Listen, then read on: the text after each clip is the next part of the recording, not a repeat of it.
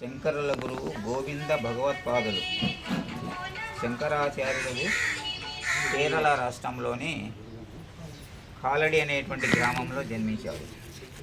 ఆయన జీవితకాలము 32 సంవత్సరాలు మాత్రమే జీవించాడు శంకరాచార్యులు.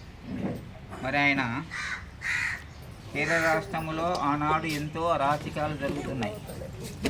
వాటంటే నిరోధించాలంటే నేను బ్రహ్మచర్యం తీసుకోవాలి. సంసార జీవితంలో పడిపోతే మనం ఇంకా మళ్ళా బయటికి రాలేం. కాబట్టి తల్లి మాత్రం ఏమనుకున్నదంటే వివాహం చేయాలా అని తల్లి కోరిక. పిల్లవాళ్ళకు మగ పిల్లవాళ్ళకి వివాహం చేస్తే సంతానం అభివృద్ధి చెందితే వాళ్ళ కుటుంబం అభివృద్ధి చెందినటువంటిది వాళ్ళ ఆలోచన. కానీ దానికి విరుద్ధంగా ఈయన ఏమనుకుంటా అంటే నేను ఈ సంసార జీవితం కాకుండా ఆధ్యాత్మిక జీవితంలోకి వెళ్ళిపోతే బాగుంటుంది, సంసార జీవితంలోకి అడుగు పెడితే ఇంకా మళ్ళీ దీంట్లోకి రావాలంటే కష్టం అవుతుందనే ఉద్దేశంతో ఆయన ఒకరోజు నదీ స్నానం పోయినప్పుడు తల్లితో చెప్తాడు, నన్ను ముసలి పట్టుకున్నది, నన్ను బ్రహ్మచర్యం తీసుకుంటానంటే ముసలి వదిలిపెడుతుంది, లేకపోతే నన్ను మింగేస్తుంది, నేను చనిపోతాను అంటాడు. అప్పుడు తల్లి ఆలోచించి ఏం చేస్తుందంటే బ్రతికుంటే ఎక్కడో చోట ఉంటాడు, చనిపోతే ముసలి నోట్లో పడిపోతే తినిపోతే ఎక్కడ కనిపించడు, సరే నాయనా నీ ఇష్టమే, నువ్వు బ్రహ్మచర్యాన్ని తీసుకొని ఆమె ఒప్పుకుంటే అప్పుడు ఆ ముసలి నోటి నుంచి బయటకు వచ్చి ఆయన బ్రహ్మచర్య తీసుకొని అనేక విధాలుగా తిరిగి ఆ గురువుగారు అయినటువంటి గోవింద భగవత్పాదులను ఆశ్రయించి ఆయన దగ్గర జ్ఞానాన్ని పొంది అనేక రకాలైనటువంటి జ్ఞానాన్ని సంపాదించుకొని అనేక రకాలైనటువంటి శక్తి పీఠాలు సాధించాడు. ఆయన దక్షిణ దేశమున శృంగేరి అనేటువంటి పీఠం, తర్వాత పశ్చిమాన ద్వారక శారదామఠం, ఉత్తర దిశయందు బదరికాశ్రమం జ్యోతిర్మఠం, తూర్పున పూరియందు గోవర్ధన మఠం, ఇట్లా 4 ప్రాంతాలలో 4 దిక్కుల 4 మఠాలను స్థాపించి జ్ఞానాన్ని విస్తరింపజేశాడు శంకరాచార్యులు. ఆ విధంగా ఆయన చేస్తూ మళ్ళా ఋగ్వేదం 4 వేదాలు ఉన్నాయి మనకు, ఆ 4 వేదాలను కూడా పంచిపెట్టాడు శిష్యులకు. ఒక్కొక్కరికి ఒక వేదం. ఋగ్వేదం గోవర్ధన మఠానికి అప్పచెప్పాడు, యజుర్వేదం శృంగేరి మఠానికి అప్పచెప్పాడు, సామవేదం శారదా మఠానికి అప్పచెప్పాడు, అధర్వణ వేదం జ్యోతిర్మఠానికి అప్పచెప్పాడు.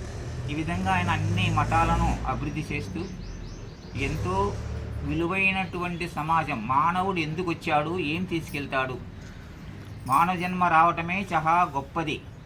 మరి ఈ మానవ జన్మను సద్వినియోగం చేసుకోకపోతే మళ్ళా జన్మించడము పుట్టడము జన్మించడమా, ఇది కాదు సార్థకత.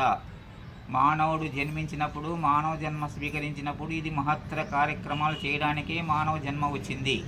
కాబట్టి ఈ జన్మను సార్థకం చేసుకోవాలని ఆయన ఎంతో ఆరాటపడి అనేక ప్రాంతాలు తిరిగి, హిమాలయాలు, దక్షిణ ప్రాంతము, ఉత్తర ప్రాంతం మొత్తం అచేతి హిమాచలం అన్ని ప్రాంతాలన్నీ తిరిగి జ్ఞానాన్ని పంచిపెట్టినటువంటి మహోన్నత వ్యక్తి.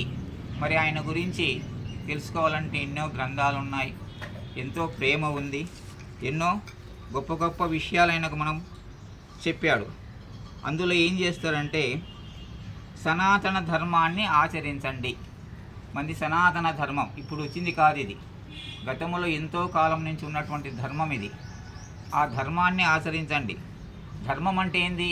నీవు జీవించు, నీ చుట్టుపక్కల ఉన్న వాళ్ళను రక్షించు, తల్లిదండ్రులను కాపాడుకో, భార్య బిడ్డలను చల్లగా చూసుకో, సమాజానికి హితము చేయి, దుఃఖభరితమైనటువంటి పనులు చేయకూడదు అనేటువంటిది సనాతన ధర్మం యొక్క ముఖ్య ఉద్దేశం. సనాతన ధర్మములు అంటే అన్ని గ్రంథాలు కూర్చొని చదువుకొని అటును పక్కన పడేసి తిరగటం కాదు. మనం నేర్చుకున్నటువంటి జ్ఞానాన్ని 10 మందికి ఉపజెప్పడం, మనం వ్యక్తిగతంగా బాగుపడటం, మన కుటుంబం బాగుపడటం, సమాజాన్ని బాగుపరిచేటువంటి విధంగా చేసేటువంటిది సనాతన ధర్మం. అందరూ సనాతన ధర్మం ఎవరి కోసం ఉపయోగిస్తున్నారు? ప్రజలకు ఉపయోగపడాలి, ప్రజలు బాగుండాలి, ప్రజలలో మార్పు రావాలి. ప్రజలలో ఎంత కాలం మారిపోయినా, ఎంత సైన్స్ అండ్ టెక్నాలజీ అభివృద్ధి చెందినా మార్పు రాలేదు. మార్పు రావాలి వ్యక్తిగతంగా. ఒకరు చెప్తే మారేవాళ్ళు ఏం మారుతారు? వాళ్ళకు వాళ్ళుగా మారాలి. సండే వస్తే ఊపిరి పీల్చుకోలేరు. సండే అంటే ఆ విధంగా ఉంటుంది మనకు జనం. కాబట్టి మనం ఆధ్యాత్మికం కావాలంటే శంకరాచార్యులు చెప్పింది కూడా ఏంటంటే, శంకరాచార్యులు చెప్పింది కూడా రామకృష్ణ మిషన్ వాళ్ళు ఇప్పుడు పాటిస్తున్నారు. శంకరాచార్యులు బోధించినటువంటి విషయాలను రామకృష్ణ మఠం వాళ్ళు ఇప్పుడు ఆచరిస్తున్నారు. ఏంటంటే ఆధ్యాత్మికములో మనం ప్రవేశించినామంటే మాంసాహారాలకు దూరంగా ఉంటే ఆధ్యాత్మికము త్వరగా అందుతుంది. ఎందుకంటే